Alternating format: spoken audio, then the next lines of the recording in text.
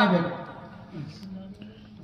আজকে যে ছেলেটা নওশাদ সিদ্দিকীর বিরোধিতা করছে, যে ছেলেটা আব্বাস সিদ্দিকীর বিরোধিতা করছে, যে ছেলেটা আসামের প্রোগ্রাম করতে দেবে না বলছে, সেই ভাইকে বলছি, ভাই তোমার বাপের কর্মস্থান বাঁচানোর জন্য নওশাদ সিদ্দিকী লড়াই করছে। তোমার পাশেই মসজিদ, এই মসজিদটা বাঁচানোর জন্য নওশাদ সিদ্দিকী লড়াই করছে।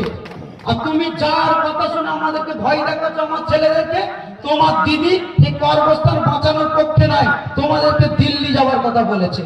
ভুল বলছি আমি? মুরব্বী বাবারা এখানে আছেন, বোঝার চেষ্টা করুন। আজকে মমতা ব্যানার্জি পশ্চিম বাংলা থেকে এমন জায়গায় নিয়ে চলে গেছে, এত বাজে পরিস্থিতির মধ্যে গিয়ে পৌঁছেছে, ভাবলে অবাক হবেন। এখানে কেউ সুরক্ষিত নয়, কেউ নয়। ওদিকে শুভেন্দু অধিকারী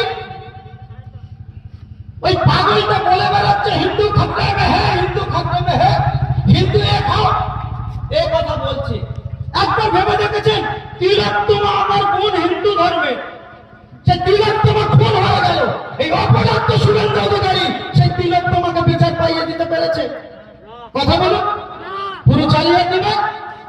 এদিকে মমতা ব্যানার্জি বলছে মুসলমানদেরকে বাঁচিয়ে নেব, সংখ্যালঘুদেরকে বাঁচিয়ে নেব, সংখ্যালঘুদেরকে বাঁচিয়ে নেব।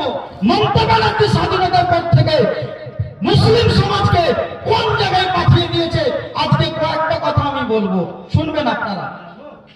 কারণ